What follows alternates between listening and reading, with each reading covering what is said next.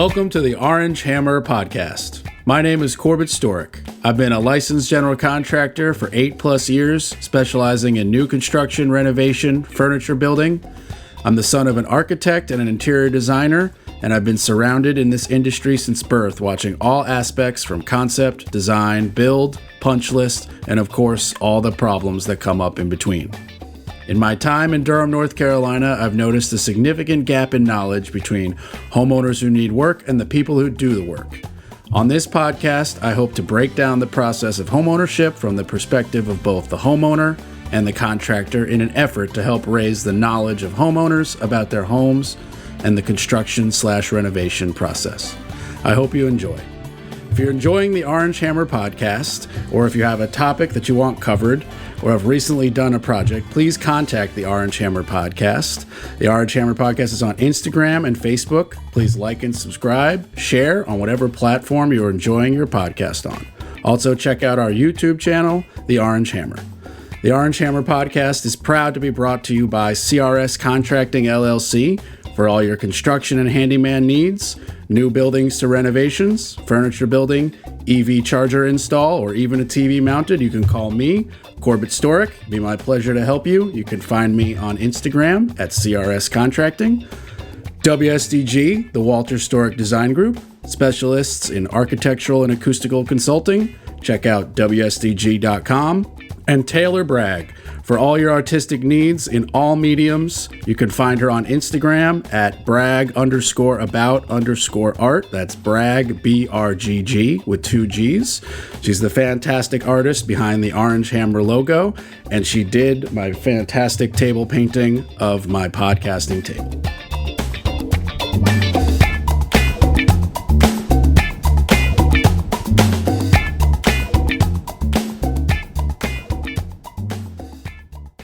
The Orange Hammer Podcast is proud to be brought to you by Stacy Sloan with Keller Williams Elite Realty, proudly serving the Durham and Triangle area for 25 years.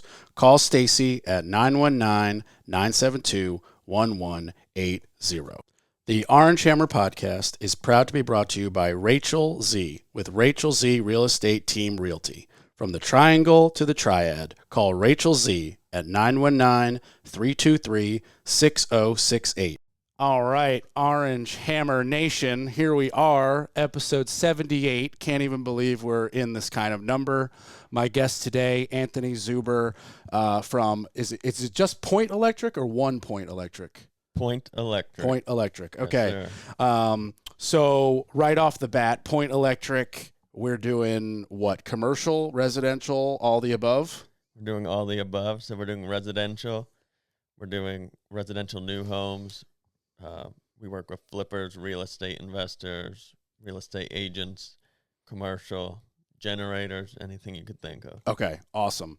And it's your company or you work for somebody? This is my company. Okay, yeah. Awesome. How old are you? You look and sound like a baby, so I got to just ask. I'm 28 years old. Okay, so we're only 4 years apart, not that different, but it's still impressive at 28 to have your own LLC or Yep, C Corp? it's a LLC. Yeah, ditto, man. I mean, some people don't even really realize that you can snag a lawyer and for less than $1,000, you can get an LLC up and running in a week, as long as the name is not taken. That's pretty much the only obstacle most of the time.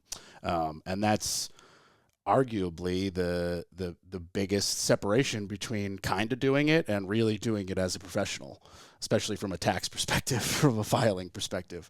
So how did you start in the electrical trade? Were you are you the son of an electrician? Were you working for one at a high school or something like that? So yeah, when I was 19, I was going to community college, and it was my first semester up in New York.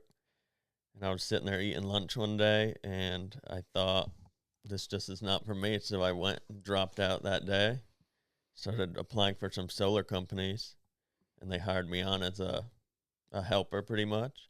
And I kind of got into construction. My grandpa was a plumber in New York City, and my whole family's been in the construction trade. So, what part of New York, fellow New Yorkers? So I was in Hudson Valley, New York. Yeah, we ditto. Where?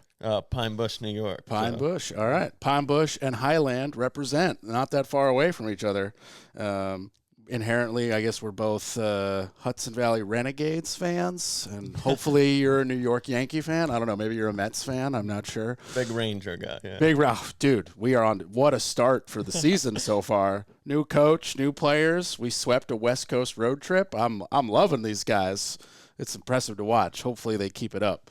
I was super sad though when I saw the interview with the owner of the Rangers, who also owns the Knicks. I didn't realize he owns both.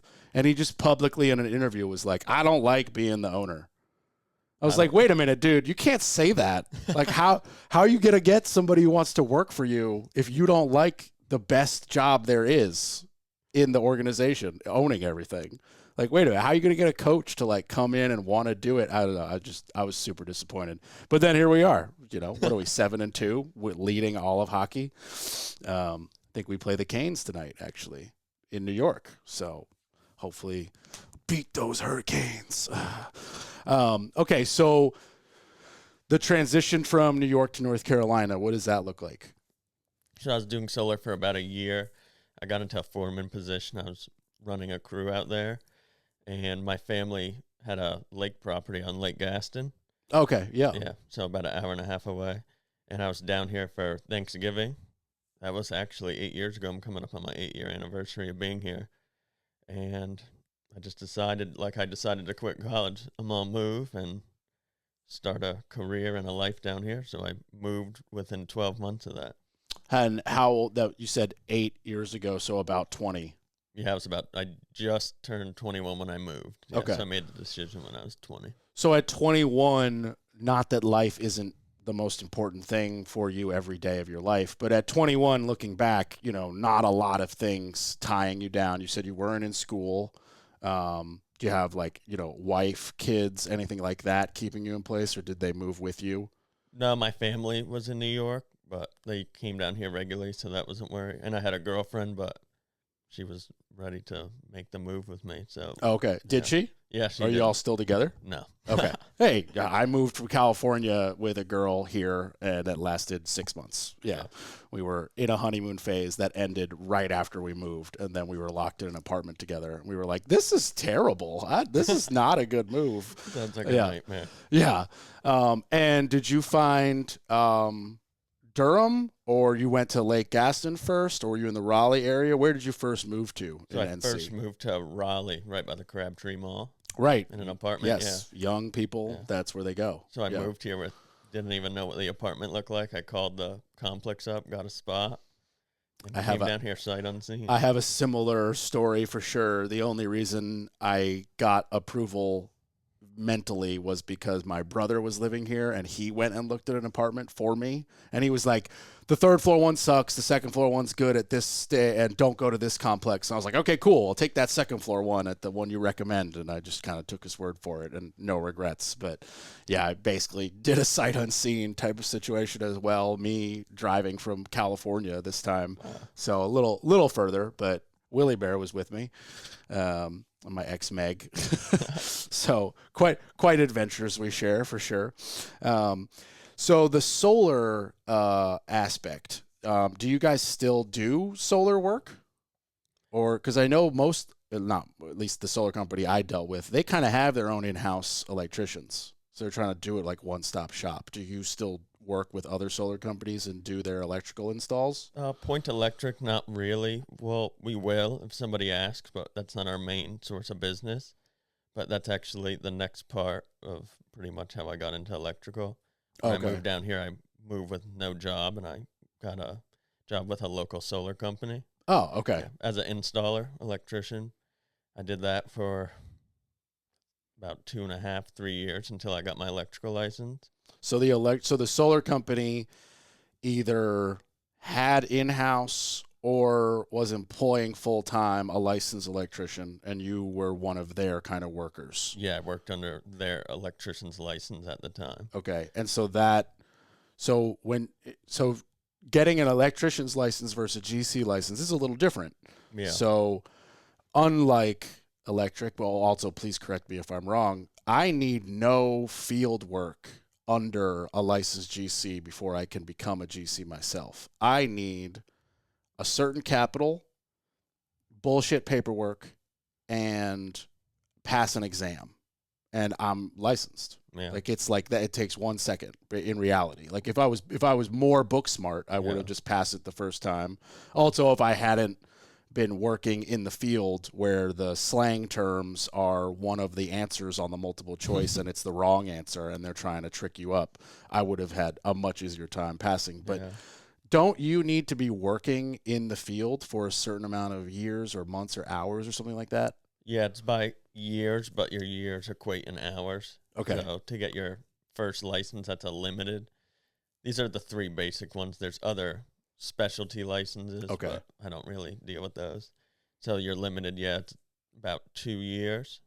2 years working under somebody. Yeah, so 2 years worth of hours, so that comes out to around like 2,500 working hours. And these are paid hours. Yeah. Okay. Yeah, Because I was like, for a half a second, I was like, how could you even survive trying to like work that many hours unpaid, like an internship almost, you know, just to get the license to then start doing the work. So how long from getting the license to Point Electric, what's that look like? So I got my electrical license, my limited. Now I have master's in Virginia and my intermediate in North Carolina. I haven't taken the test for the unlimited yet. So I got my first license when I was 23. So how many years is that? 5 years I've had my electrical license. Yeah. And did you just get the license and start the company almost at the same time? No. So when I got my electrical license, I started a different electrical company. Oh, called okay. Zuber Electric LLC. Okay. And all we did was solar. So other solar companies would sub us out. Oh, okay. So you you became the subcontractor for the solar company after they make the sale. Yeah. So we didn't do any residential electric. We didn't deal with customers.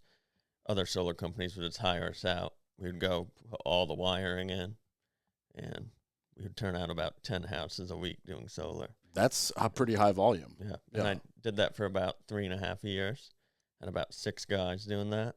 Okay. But I wasn't really into the hot roofs, and it was hard to find electricians that wanted to work on roofs. Yeah. So especially when they can get a commercial build out with no crawl space, a drop down ceiling, and they're, you know, studs that are already metal and drilled out. And it's like, it's pretty easy by comparison. Yeah. You know, even my current electrician, 0 problems that I could even make up. He's so great, but you know, it sucks when I got to call him and be like, so the crawl space is 24 inches high and you're not allowed in the attic and none of the studs are drilled, and have fun. Yeah. Let me know. What do you think? And it's just like, God damn it, Corbett. And whereas I call him for, you know, the tattoo build out I did, the tattoo shop build out I did. And it's like I said, drop ceiling, slab on grade, studs are all metal, so they've got the wire cutouts. Or like, it couldn't be easier for him. Like, it is back saving work and simple and easy, and just like in and out in a day, completely different situation.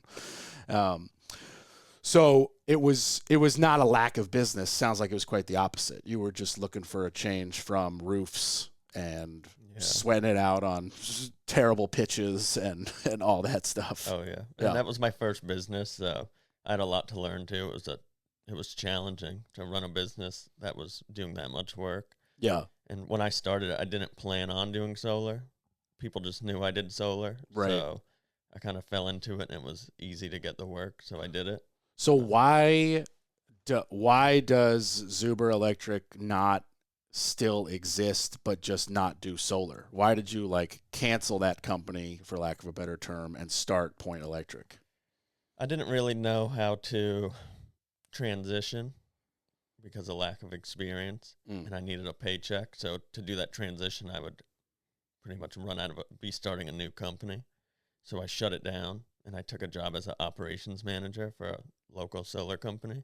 Oh, okay. So you were like, I'm going to go away from being my own boss for half a second and just get reset. Yeah, so I did that for about 2 years, banked up some money to start Point Electric. Okay. Yeah, and learn the residential business a little better, and more how to be a business owner than an electrician with a business. Yeah. What were some of those things and this is especially for listeners, not so much for me, as we both already have our successful LLCs, but for listeners, especially who are, on the fence about starting their LLC, what are some of those business things you mentioned that really you had to learn, that you learned in between your two companies? The big thing was leadership, and not just of electricians, but how to build an office team, how to build a whole company that will work together towards the goal. And what's the goal of every construction company? To satisfy the customer and help them with their problems. So Yeah, that was a big thing. And then more of just the financials and how to make sure the money's moving in the right places so you could provide a quality service. how to vet and hire a good accountant. Yeah. Yeah.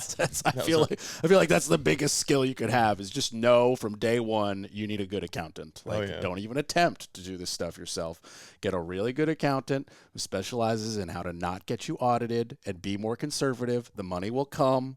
You don't want to get audited. Yeah. It's very frustrating.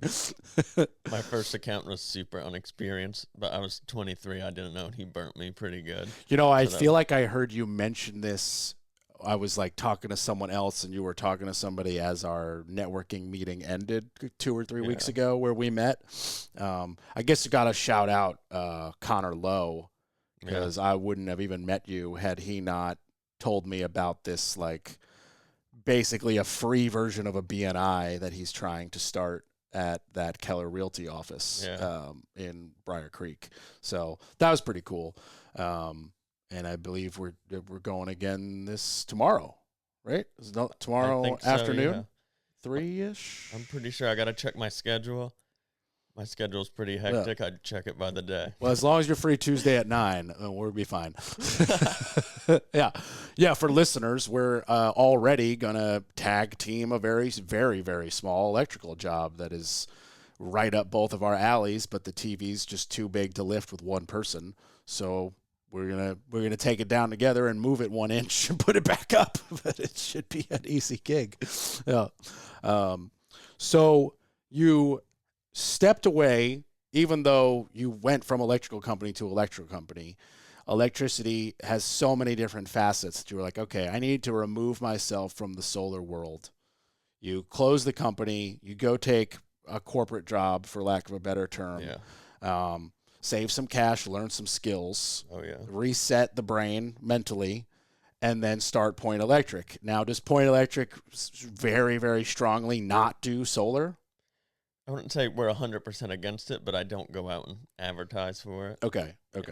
Yeah, and I guess, again, speaking in generalities, not absolutes, most people who want solar panels do not call an electrician. They Google solar companies in the area, which now there are an abundant amount of competitors. And, again, generalities, not absolutes. Most of these solar companies have an in-house technician or already have an arrangement with some electrician that's like they're exclusively their installer. And, I know, like, my solar company, to my surprise, but it made sense, kind of, they were not general contractors, but they had a licensed electrician. He was the owner. The owner was the licensed electrician. And I was like, oh, okay, so you have your own in-house electrician. I was like, why don't you have an in-house GC? And they were like, well, we're not doing anything related to GC stuff. Like, we need to look in your attic, check the spacing of your girders or roof rafters, and then either get you, like, clips for metal or the things for shingle, and then we need, the most minimal amount of conduit, couple of junction boxes, and equipment that we're screwing on the side of your house. And I was like, I guess when you really break it down, you're right, you're not GCs. But to me, it seemed like, why not have that GC license? But it made sense. So you mentioned building the company, not just electricians, but leadership and your office team. Do you have an office? Right now we don't have an office, but my guy that works for me and does permitting and project, he's pretty much my right-hand man. He works from home, but we have a good relationship. We talk every day, and one day when we have enough people, we'll definitely have an office. So he's the guy that answers the phone, handles the permits, but he's not doing site stuff. No, not really. He does all my permitting and communicates with the customers about Okay. permitting and Gotcha. any odd jobs I need him to do. So are you more an in the field guy or just the overall supervisor kind of person? Yeah, right now I'm in the field. Okay. So Do you have other guys, crews, vans? Any like what like level are we at here with you yeah, I just started this in June. So I have of this year? yeah. Oh, okay, super fresh. Oh yeah. Yeah. But yeah, we've been doing pretty good. I have 2 part-time guys. Okay. So if I need them, they'll come work. My dad is actually early retired, and they moved down here, so he comes and helps out. Oh wow, Does that's work. awesome. Yeah, it's a family business. My fiance Jennifer, shout out. My girlfriend's name is Jen too. That's crazy. Wow. Yeah, she's a great marketer, and That's not her, right? Let's just check. We'd have to have a very interesting conversation. She does all your marketing? Yeah, she does my marketing, and she's a part owner of the business too, so we're business partners. Oh, okay. And, yeah, so we have a nice little team put together, and we're trying to take it to the moon. So, so a couple of questions off that. So, the part-time guys, are they licensed electricians? They're not licensed, so the 2 of them were my apprentices in my first electrical company. Okay. So they had 0 experience. I trained them up. I closed the company. They came with me to the solar company as in the field electricians. Oh, okay. So Yeah. you've really taken care of them Yeah. for a lot of years. And Okay. they're good friends. Like, I believe in hiring friends and trying to help people grow, and we're a team. So they came with me there, and now they, after work, come help me weekends and when it's busy enough. So what are they doing when they're not working for you job-wise? They're solar electricians.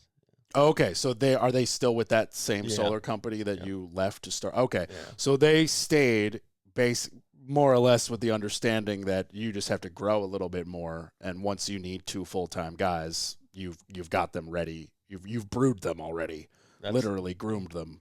That's the goal. That's the goal. Yeah, and then we'll get you some vans and some wraps on some vans. We Yeah, got 1 van. It's about to get wrapped in a week. nice. And I think in the next month or 2 we'll be ready for a second one. So we're Awesome. doing pretty rapidly. Yeah. That's amazing. Yeah, it's interesting. Everybody talking about the slowdown in construction, but not in North Carolina. It's not really slowing down. It's kind of the opposite. Yeah. Yeah, because money's just being shifted. Like, yeah, the rates are super high, so maybe somebody isn't moving necessarily and buying a new house or building a new house, but instead they're like, okay, now's the time to.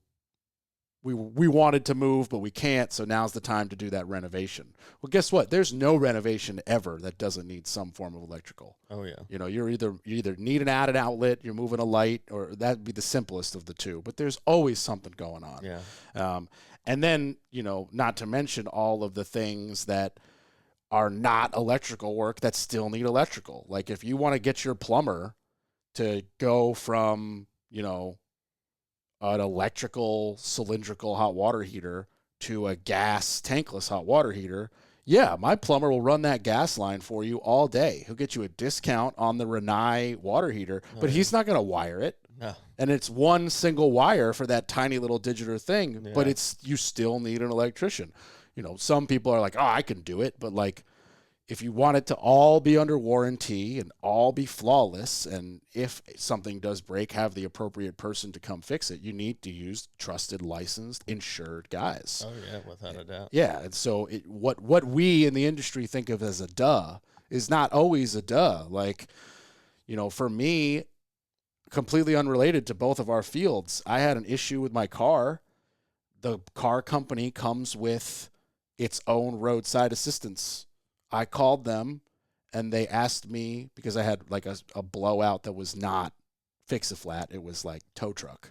Oh wow. And they, upon them asking and me informing them of the brand and size of tire, they wrote back, those are aftermarket tires, we're no longer responsible. And I was like, okay, that's fine. Tow truck still needed. And then I just never got them to reply. So it was just like complete horseshit, all because I had gone with aftermarket tires instead of their either brand or recommended tires. So I called Joe's Tow, and he just like came and got me out of my own pocket, which I just should have done from the get-go.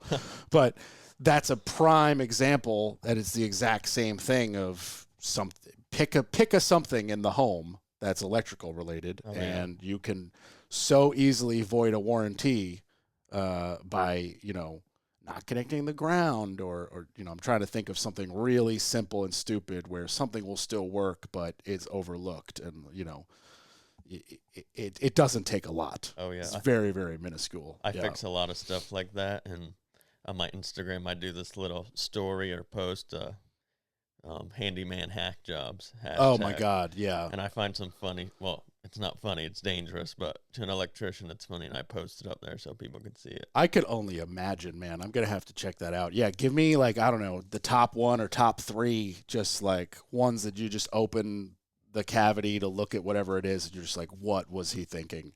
So my most recent one, this is the scariest and the funniest one. They got a bunch of TVs hung up. Okay. And they wanted the outlets behind the TVs. Like man cave style, like they're doing a grid of TVs? Multiple rooms. So every room they put a TV on a stand and an outlet behind it.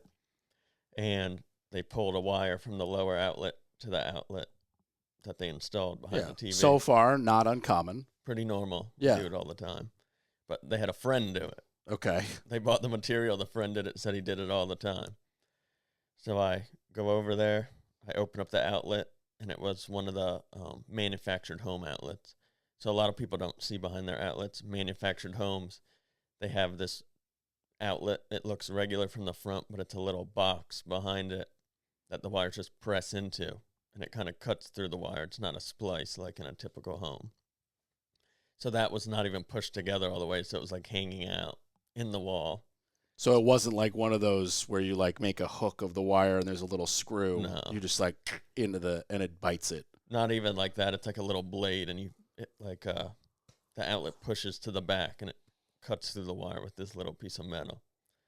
So damn, that's some real cheap shit. Yeah, they pretty much put them in like mobile homes, double wides, and okay, that should just not be a thing. They should just eliminate those. When they do it in the factory, it's all right, but as soon as you open it up, I replace them immediately. Okay, yeah. Because they don't go back together good. Right. Well, it's kind of a one-time situation. So it's like halfway put together in the wall that could overheat. So I pull it out. I have pictures of this on my Instagram. And he just has the wires twisted together with electrical tape all up in the wall. Okay, so this dude... Major fire hazard. Major fire hazard. Yeah. Oh, my God. And some of them weren't working because of that, because they're not touching. They're just heating up in the wall. And he did like 4 of these in the house. So that's the most recent hack job, yeah. Man. Yeah, that's a serious hack job. Whoa, man. Yeah, I'm trying to think electrical-wise. Okay, yeah, I got one. I had a former electrician, who we will not name, put in one. I used to get, once I got my Tesla, a lot of people were calling me to put in Tesla chargers because I put in my own.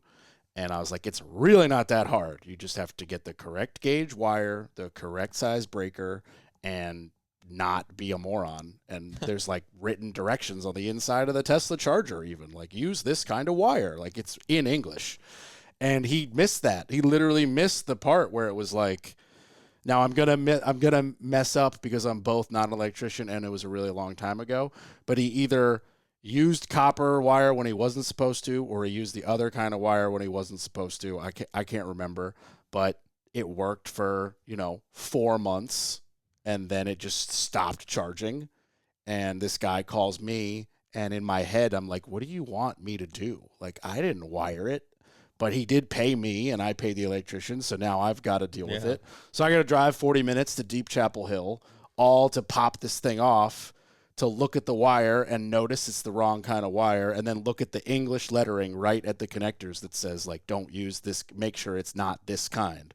And then I got to call the electrician and be like, bro, it says it right there. Rip this wire out, snake in the new one, and I'm not paying you. Like, what were you thinking? And he was like, okay, I'll be there 2 days or whatever. And it was just like, It was this was a licensed dude too. Yeah. So it's like not even a handyman hack job, but it's the closest I could think to just like, what were you thinking? I don't know.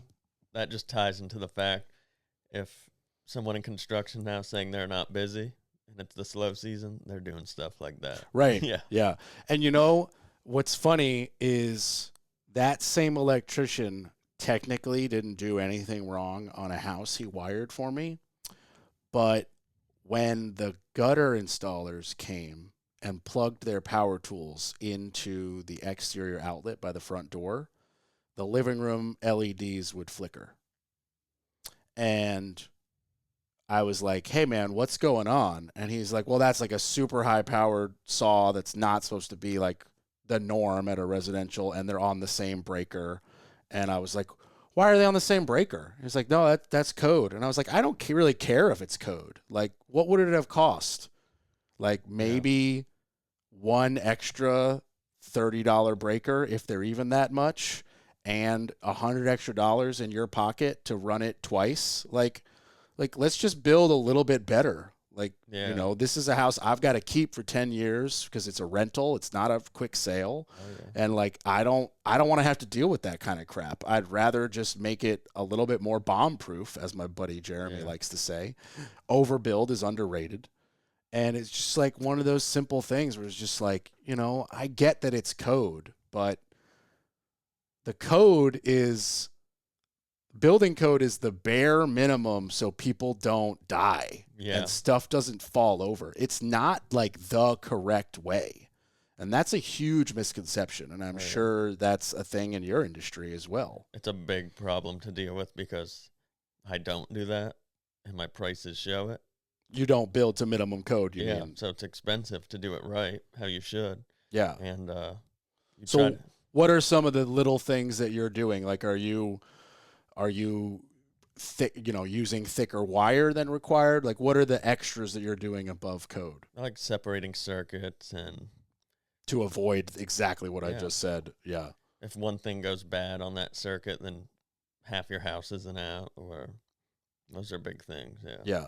And that the extra cost is not so much the extra breaker, because I mean, a 10 amp breaker for a bunch of LEDs is not that much money. It's more the labor of having to run everything 2 and 3 times. Yeah, the labor, inflation now with the copper prices are high. Right. Yeah. But that's across the board. That's even my plumber was like, dude, every fixture's 12% to 15% more expensive. I got to charge you an extra $1,000. And I was like, I get it. I was like, I actually am not going to argue with you. Like, my wood's more expensive. Oh, yeah. My roof is more expensive. Like, it's just the way it is, Now, granted, if all of a sudden his labor went up 30%, I'd be like, well, wait a minute. You're doing the exact same thing. Yeah.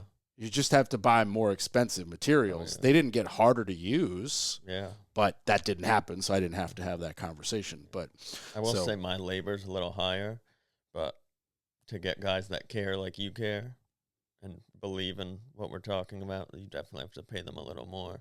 And is that just train them? And that's just simply the way it is. Like you have determined through your real-time, real-life experience that, like, if I want good quality work, I need good quality guys, and they just simply cost $3 to $5 extra an hour or whatever the number is, and you've got to work that into your price. Yeah, and we hold them to that standard, so they want to make good money, and we need to treat the customer right and do what they need. Or do what we would do for our grandmother. Yeah. So is it a matter of, like, so when a new customer is concerned about you being, I don't know, $1,000 more than the equivalent than a competitive electrician, do you lose out on a lot of jobs because people are so budget focused, or do you do like some preemptive explanation of, like, hey, the reason it's $1,000 more is because of these 5 things? Yeah, we definitely explain. We're here to answer questions. Our whole job is to serve the customer, but it definitely, I wouldn't call it a loss, because this filters out customers that don't believe in what we believe in. So we're pretty much building a partnership with our customers. We're getting customers that have the same views as us. So all the work goes a lot smoother. And Right. So you feel that you're just getting like a better class of customer. Yeah. I don't cheap out on things. So if we get a customer that will pay the higher price and let us do the best work we can for them, they're pretty much on the same wavelength as us, and we work very well together. And is that across the board based on the like economic of the home? Like, would you maybe go in and give the cheaper price if it's an obvious cheaper home in a cheaper neighborhood, or are you just like, this is our mentality, whether it's a $90,000 trailer or a $1 million house in Raleigh? Like, you just have, that's just your company mentality. Yeah, we're definitely we need to do good work, so it costs money. Yeah, gotcha. And it's definitely a lesson I learned with my last company. I was trying to be the cheap guy. Really? And okay. It just doesn't work. It's a bad business model. You get bad workers. You feel rushed to get through. And yeah, I think that's a curse in the industry for everyone just when they're starting out. They'll take every job they can get at the cheapest they could possibly do it, sometimes making no money.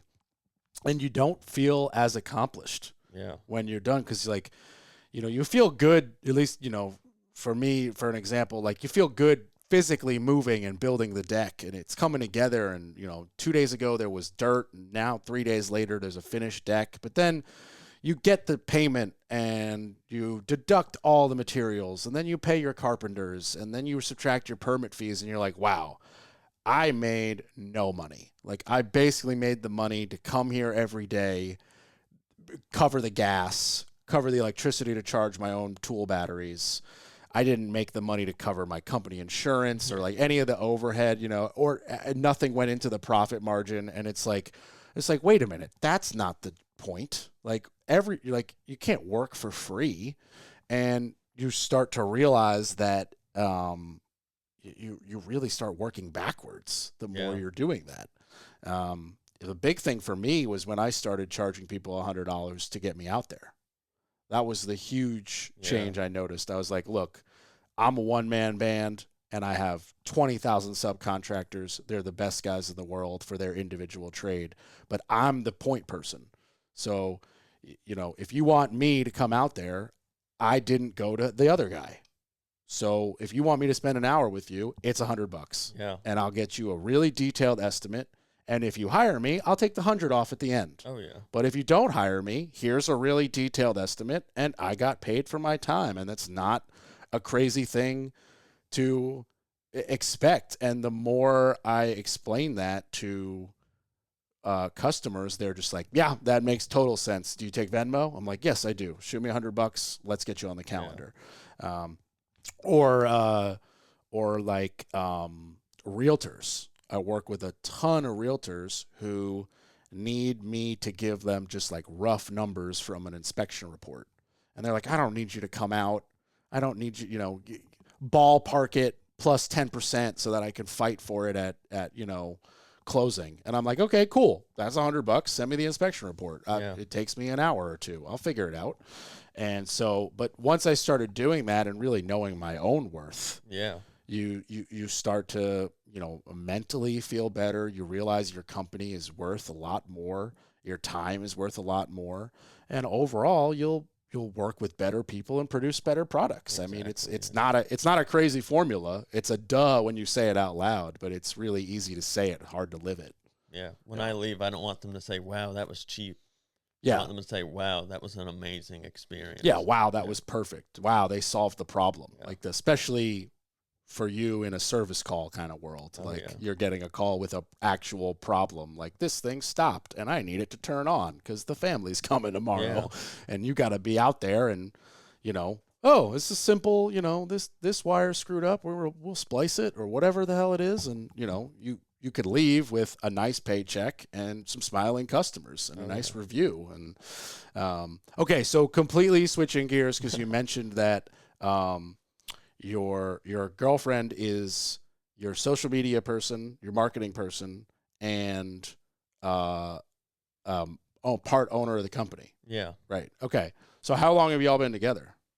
We've been together 3 years, and we've been engaged 6 months. Okay, so fiance, Yeah. not girlfriend. Okay, so that's freaking insane that like you guys work together. At least in my head, I come from parents who've been working together and running their own company for my entire life, but I could never see myself doing it. Yeah. So there's probably some very obvious benefits and obvious struggles, but let's just dive into them. So what are some crazy, amazing struggles that happen when you're trying to run a business with a spouse, and how do you separate those two worlds sometimes? Man, this sounds crazy, but pretty much a relationship is like when we picked each other, it's the same as building a team. We need to make sure we have the same values, the same goals in life. We're working towards the same mission. So really, we don't struggle too much because we're both chasing the same goal. So we're a team. It's team building, leadership. I taught myself it. So is there no struggle separating work life from not work life?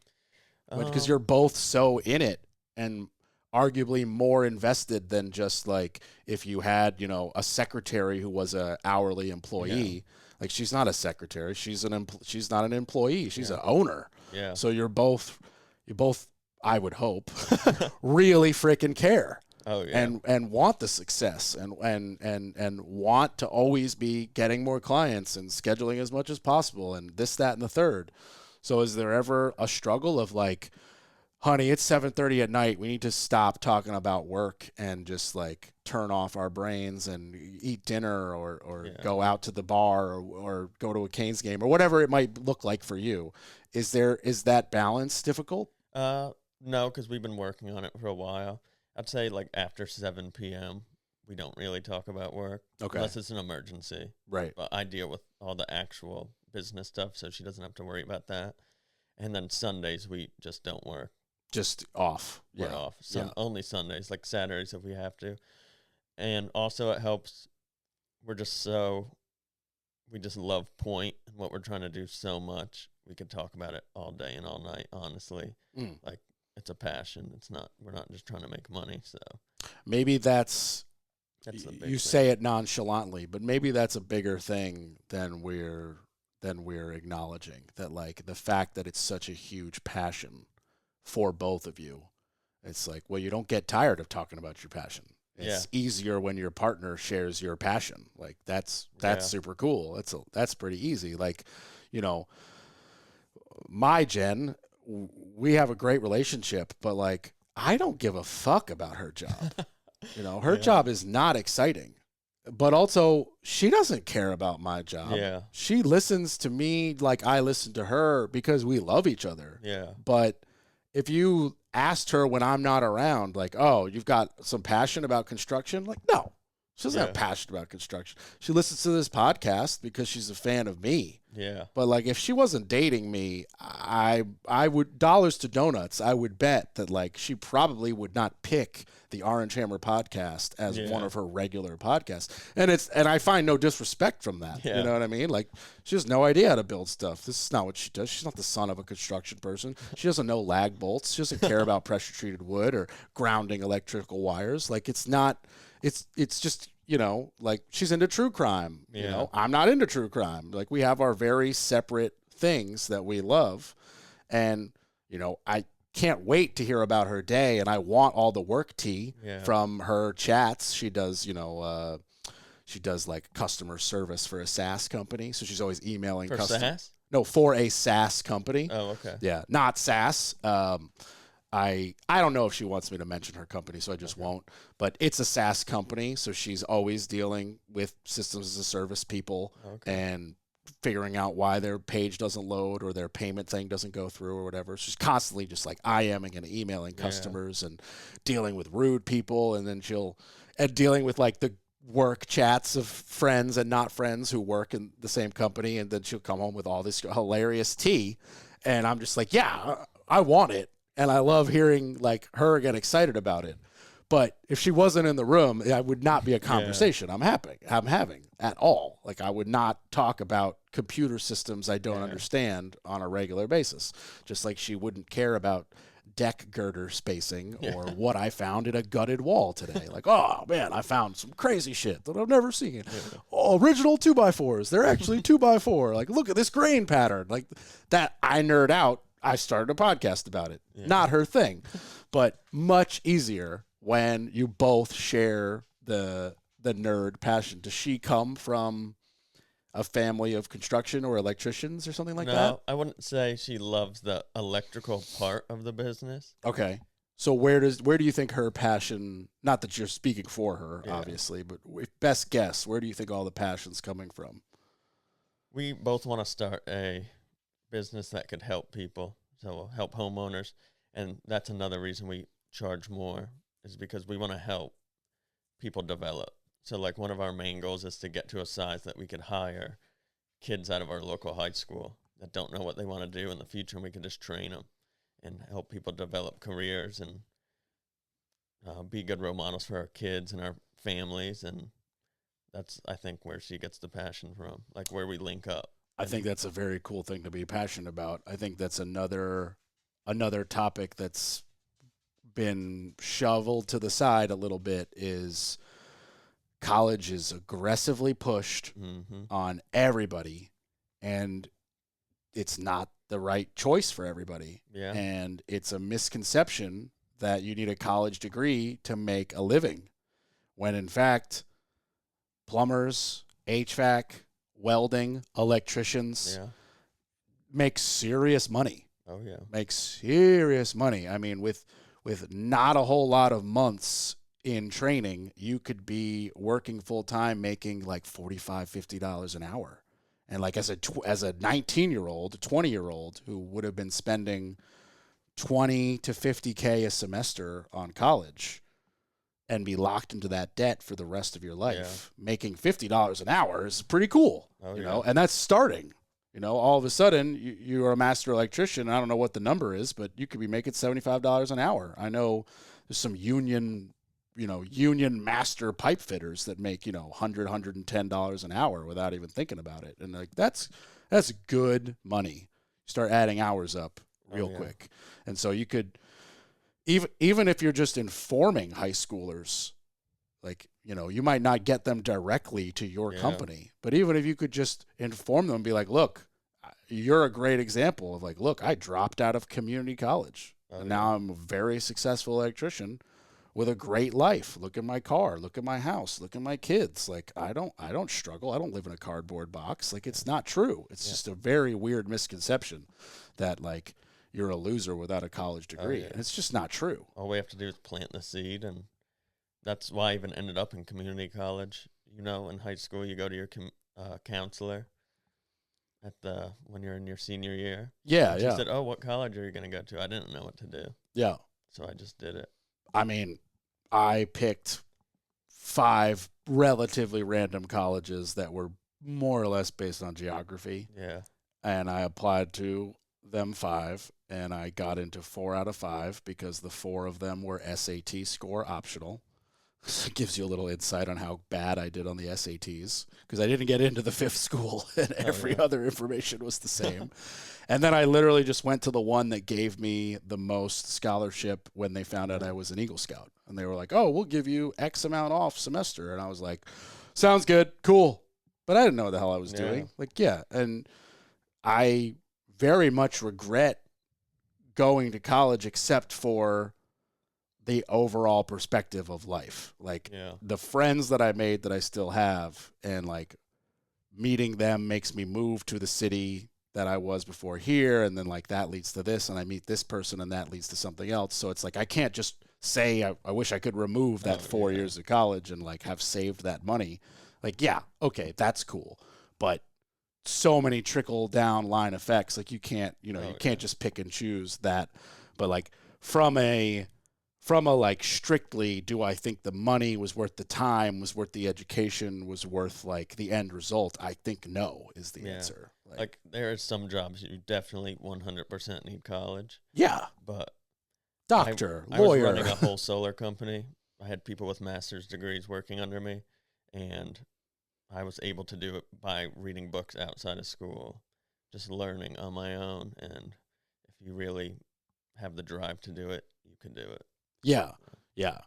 Just learning how to, for lack of a better word, for learning how to learn is really the thing, you know, because like you might, especially in high school, you're probably not going to enjoy the subject matter. Yeah. In college, you would hope that you can focus more on the subject matter that you enjoy. But like I went to a liberal arts school, which means there were just requirements all over the place. I did not enjoy most of the stuff till I was junior and senior doing upper level business marketing classes. And I was like, this is cool. I understand this.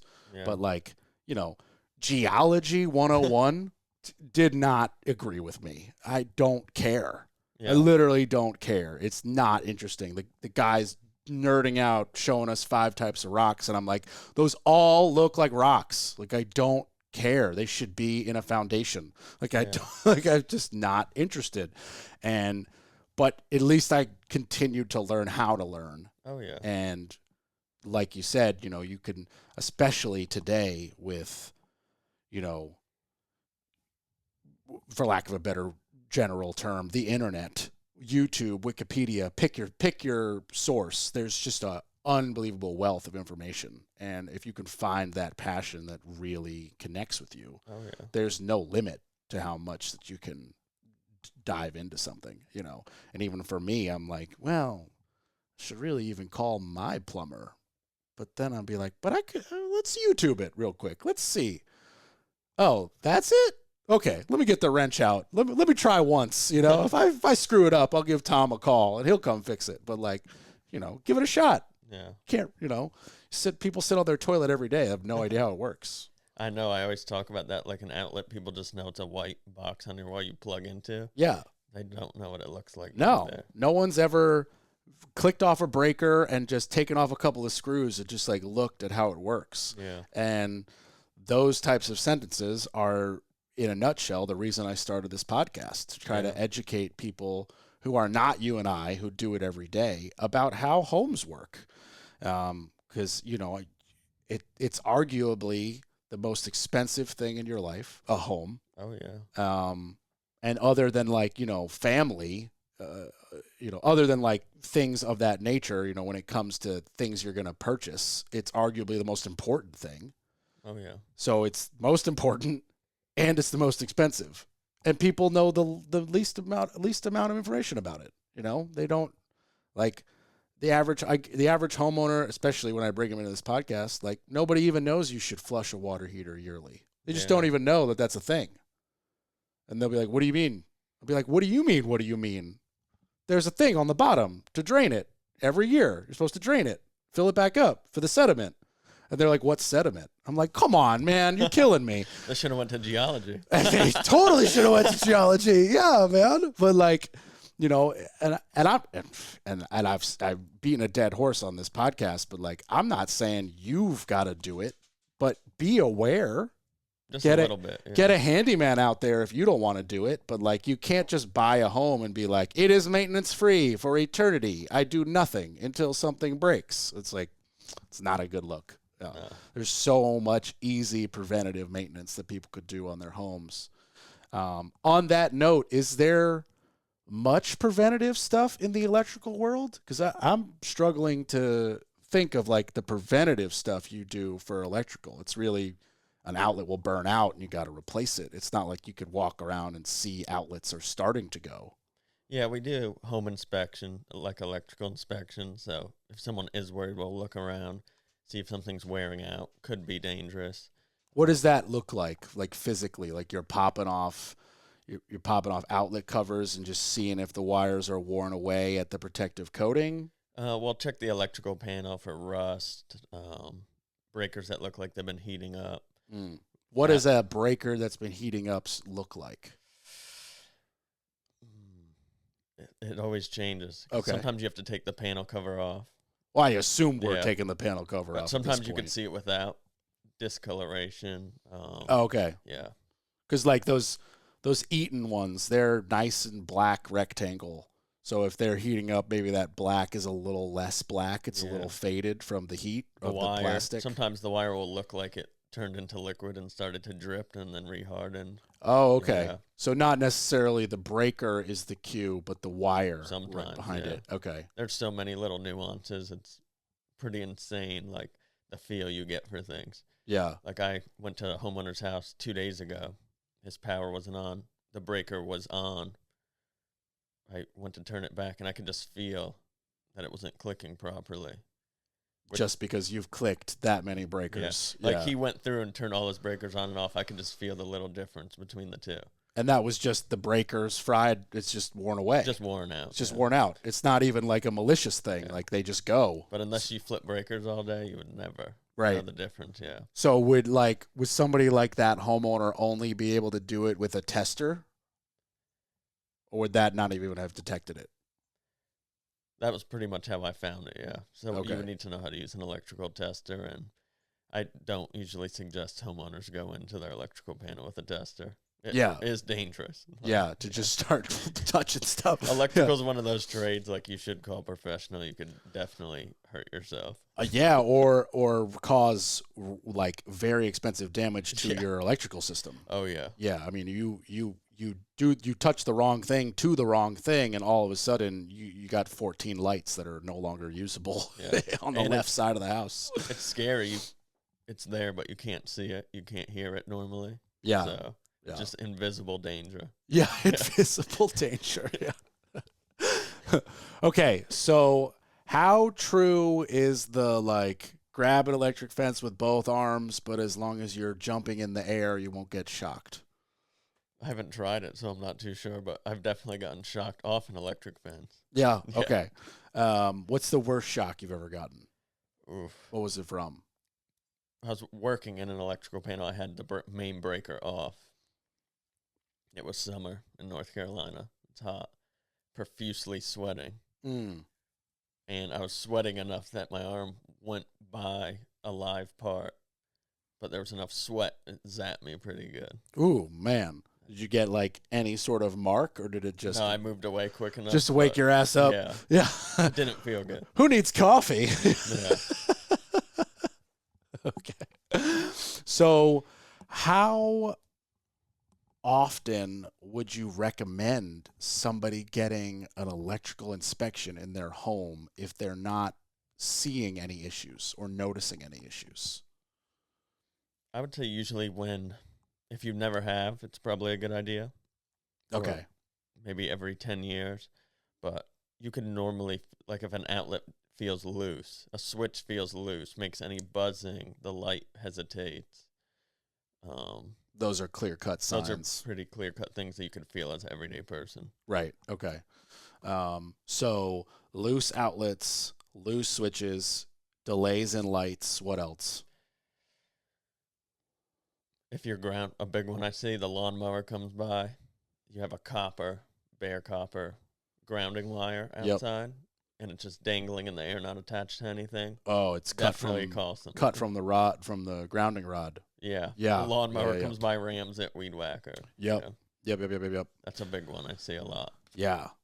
Yeah. So what is the deal with grounding? Because I know that it's super important, but to be honest, I don't know like really what it is and why. And I've even been hearing about grounding in nutrition and health circles, where like people are intentionally walking barefoot on grass for 20 minutes a day to reground with the earth, and like purchasing plug-in grounding blankets that help with like muscle recovery. So it's quite a large subject, but from just like a safety electrical standpoint, like, can you break it down for us? So pretty much electricity, its whole thing, it's trying to get back to the earth. Lightning goes to the earth.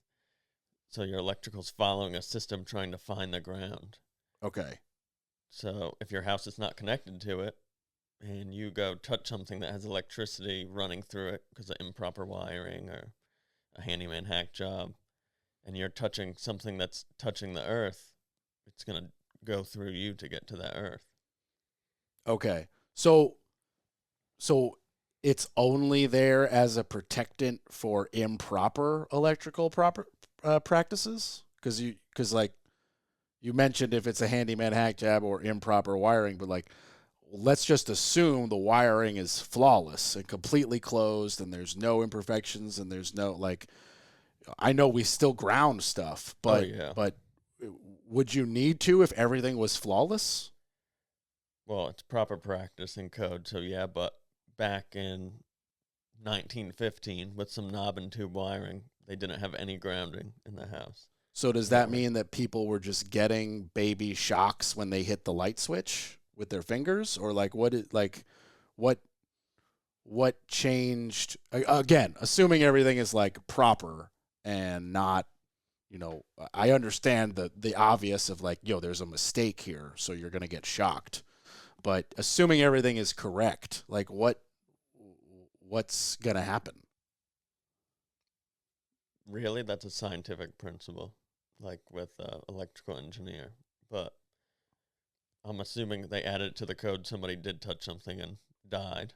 Yeah, well, yeah, I know that's why it's in the code. Somebody screwed up. Yeah, that's always why the code exists. Okay, and so it's just, I guess if I understand what you said in its simplest form, by having your house grounded, you make the simple, you're giving a very quick highway for the electricity to get back to the earth, rather than going through, say, your body, and really hurting you.